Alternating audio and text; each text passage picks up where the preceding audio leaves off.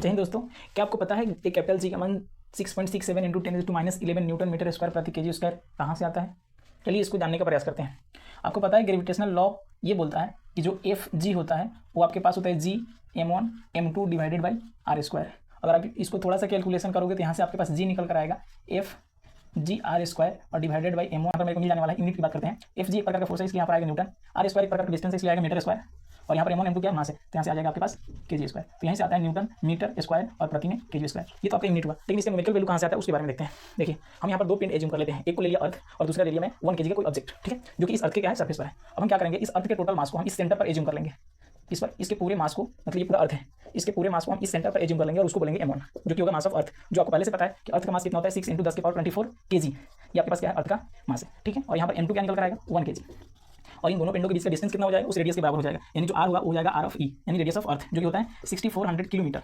और ये अगर आप इसको यूनिट में चेंज करोगे यूनिट में हो जाएगा 6.4 × 10⁻6 मीटर। अब हम यहाँ से जी का वैल्यू क्या करेंगे, निकालने का प्रयास करेंगे। तो क्या होगा यहाँ पर जी बराबर, अब देखो यहाँ पर जो एफ जी है और ये आर स्क्वायर ओपन में m1 और इंटू में m2। ध्यान देना ये जो एफ जी है ये फोर्स ग्रेविटेशनल फोर्स है, और आप जानते हो कि अर्थ के सरफेस पर जो भी कोई ऑब्जेक्ट रहता है तो अर्थ के द्वारा भी उस पर एक फोर्स लगता है जिसको बोलते हैं force due to gravity.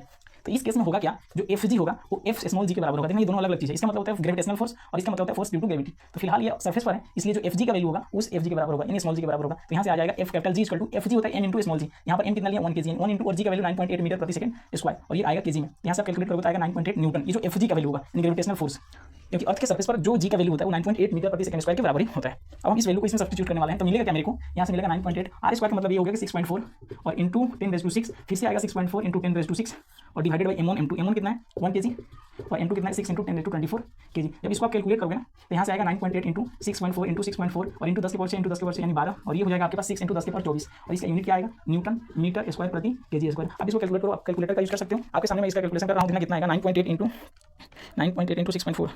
6.4 into 6.4 और इंटू 10⁻12 डिवाइडेड बाई 6 इंटू 10⁻24।